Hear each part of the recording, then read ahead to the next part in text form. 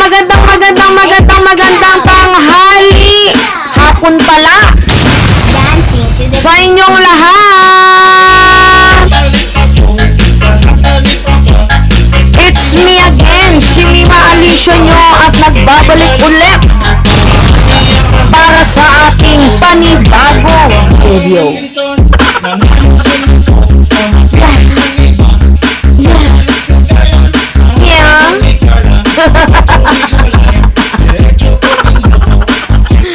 Hindi, ito mga minamahal. Nangangatog po. Natatakot. Nakinakabahan. Na hindi po maipaliwanag ang mga damdamin na nag-iinit sa kulto ni Kibuloy. Paano ba naman kasi mga minamahal? Meron pong dalang sorpresa. Meron pong dalang gift itong PNP dito sa KOJC sa kulto ni Kibuloy. So meron po silang dalang malaking blue na kahon, mga minamahal. Kung ako yung tatanungin, sino ako, 'di ba? Para i-interrupt yung ginagawang operation ng Philippine National Police, mga minamahal, dito nga po sa paghuli nila kay Kibuloy. So para sa akin, kahit na sino, normal ka man na tao, supporters ka man ng good governance or hindi, miyembro ka man ng kulto ni Kibuloy, you don't have any right na i-interrupt yung ginagawang operation ng Philippine National Police when it comes sa paghahanap kay Kibuloy or 'di ba pagdadala ng mga kagamitan nila na makakatulong sa paghuli nga dito kay Kibuloy. Wala ka na doon kasi unang-una sino ka ba? Diyos ko, at saka mga minamahal, ito lang talaga yung napansin ko. Kung wala talaga dyan si Kibuloy, bakit sila kinakabahan? 'Di ba? Kung wala dyan si Kibuloy, bakit sila natatakot? 'Di ba? Bakit ang dami nilang sinasabi?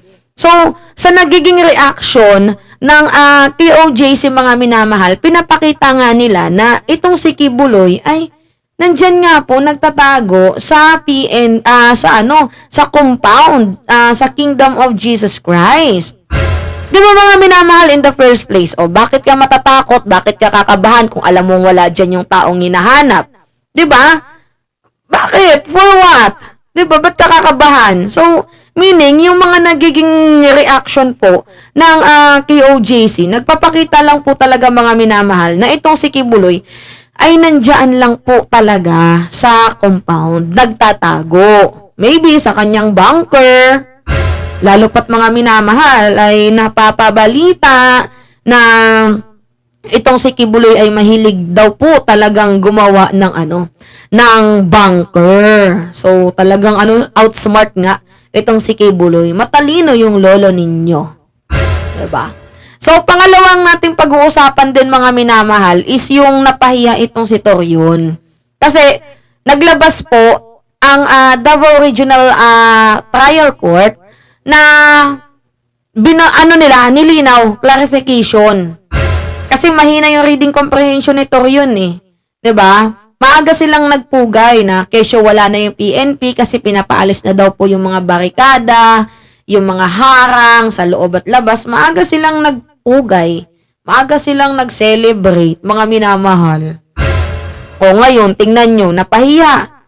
See? Ano yung sabi ng Davao Regional Trial Court? Na nililinaw nila na tuloy pa din po ang pag-aresto kasi wala naman pong in-indicate doon na binovoid yung pag-arrest. 'Di ba? Wala naman pong in-indicate doon mga minamahal. Ang sabi lang doon, alisin yung mga barikada, alisin yung mga harang, pero tuloy pa din po yung pagsiserve ng warrant of arrest dito kay Kibuloy. Kaya to yun, makinig ka. Makinig ka ha, hindi di porket nag-submit kayo ng motion for reconsideration is binovoid na yung paghain ng warrant of arrest. Mali ka nang iniisip to yun. 'Di ba? Mali ka. So, habang kayo ay nagfa-file ng motion for reconsideration, tuloy po yung kaso at wag niyong gawing bobo yung Pilipino na sinasabi na dismiss na yan matagal na yung na-dismiss. Oo, matagal nang na-dismiss mga minamahal, pero hindi pa po doon nagtatapos yung kaso. Kasi yung mga humabla po dito kay Kibuloy, inakyat po sa DOJ. So, naghain sila ng petition for review.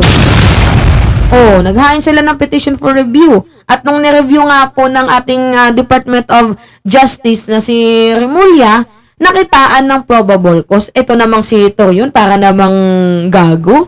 Diba? Naturingan kang lawyer, hindi mo alam yun. Bakit? Magsiserve ba ng warrant of arrest ang RTC kung hindi nakitaan ng probable cause? At saka yung effect po mga minamahal ng dismissal nung panahon ng 2017 is wala na pong effect yun kasi nga nakitaan na po ng RTC ng probable cause. So, binovoid, expired na po yung effect ng dismiss na yun kasi nga nakitaan nung ni-review. Nakitaan nga mga minamahal na merong probable cause.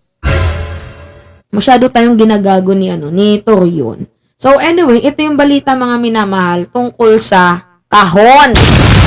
Kahon na kung saan naging bala yung mundo ng kulto ni Kibuloy. Natatakot na Kahon pa lang to Kahon pa lang to. Pakinggan natin tong balita mga minamahal. Wait lang. Muli namang nagkatensyon sa Kingdom of Jesus Christ compound sa Davao City matapos ipasok ng mga pulis ang isang asul na kahon doon kaninang madaling araw.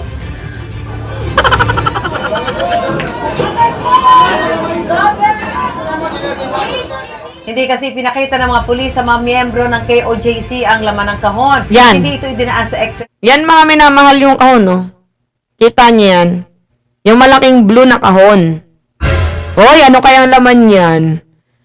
Hoy, may nag-comment pala na kulto ni Kibuloy na yung laman daw po mga minamahal ng kahon na yan, granada.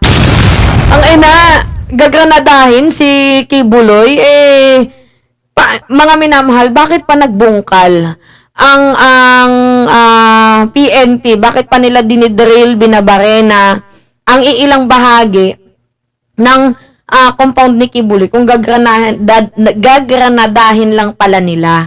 'Di ba? Masyadong advance, nagpapanik, nagtatantrums na tong kulto ni Kibuloy. Naku, sakit na yan. Magpo-check up na kayo. Masyado kayong advance. Hindi ba pwedeng mga device?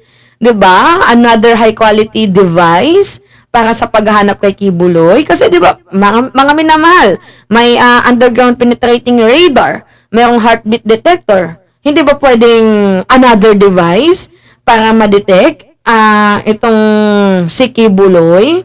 'Di ba? Masyadong judgmental itong kulto ni Kibuloy. Bakit kayo ganun? Pangit yung mindset ninyo, pangit yung pag-uugali ninyo, hindi tama yun. Yung maghuhusga agad kayo. Kala mo naman aping-api. Si Kibuloy nga lang yung hinahanap, kasalanan nyo na yan dyan, harang-harang kayo. Diba mga minamahal? Oh my God, nakakaloka. Okay, continue. Scanner na inalmahan ng ilang taga KOJC. Wala pang detalyeng ibinibigay ang PNP kaugnay nito. Nilinaw naman ng Davao City Regional Trial Court na hindi nito kinansela ang proseso ng pagsisilbi ng arrest warrant laban kay Kingdom of Jesus Christ founder Pastor Apollo Kibuloy. Kasunod yan ang inilabas ng korte na temporary protection order na tugon sa petisyon ng KOJC. Sa inilabas ng supplemental and clarification order ng Davao City RTC, binigyan diin nila ang anilay urgency na pangalagaan ang mga karapatan at seguridad ng petitioners, pero hindi raw ibig sabihin na pinawalang bisa nila ang arrest warrant. O, diba? Klaro. Rinig nyo? So, naglabas sila ng temporary protection order para pangalagaan yung karapatan ng KOJC, ng mga kulto ni Kibuloy. Pero, mga minamahal, in my part, it doesn't need anymore. Kasi, hindi naman ang sinusupil dito yung KOJC, yung mga miyembro. Kahit manggulo sila, wala naman pakalam dyan yung PNP, aawatin lang naman nila yan. Kasi ang hinahanap dito, si Kibuloy. Si Si Kibuloy yung hinahanap dito, mga minamahal. Hindi naman hinahanap dito yung kulto ni Kibuloy. Ang hinahanap dito, si Kibuloy. So, kahit hindi na maglabas ng TPO, yung Davao, pero wala naglabas na, nandyan na yun. Pero at least, may paglilinaw sila na hindi binovoid itong arrest warrant. So, at the end of the day, nako, napulbos na naman si Torion. Pulbos na naman, mga minamahal. Yan, kakasalsal mo ng issue na ganyan. Tingnan mo, anong nangyari sa'yo. Maaga kang napahiya. Kaya nga sabi ko sa inyo hindi worth it yung binabayad ni Kibuloy dito kay Torion kasi mahina yung reading comprehension. Biruin mo, nagbasa sila ng article na kesyo mo parang wala na, tapos na, ending na. Pero, Diyos ko naman, ending na siguro ng barikada, pero yung yung tinatawag na wala ng warrant of arrest, hindi pwede yun. 'Di ba? Tuloy pa din yun. See? Yun, mga minamahal. 'Di ba? At dito nga pala sa kahon na asul, sa tingin nyo, ano yung laman nun? Mga minamahal, comment down below. Kasi, kung ako yung tatanungin, kasi syempre, positive thinker tayo, I think it is another highly improvised device. Oo. Hindi malabo, mga minamahal, kasi may underground penetrator sila, may heartbeat detector, so maybe they need more device na baka malay mo, 10 heartbeat detector na yan, 10 underground penetrating detector na yan. Di ba pwedeng ganun? Pero yung iisipin yung Granada, grabe naman. Utak talaga ng kulto ni Kibuloy, may may kalungkutan. Mayroong sa pag-iisip, may tililing na nga, mga minamahal. Kung ano-ano na yung pumapasok sa kanilang mga utak. Yan po yung epekto kapag palagi kayong gumagawa ng masama. Kala nyo lahat na lang na dumarating ay masama. Iba na yung tantrums nyo Iba na yun Iba na yun. No, yun, mga minamahal. Anyway, yun po, it's me again, si Mima Alicia nyo, at nagbabalik ulit para sa ating panibagong video.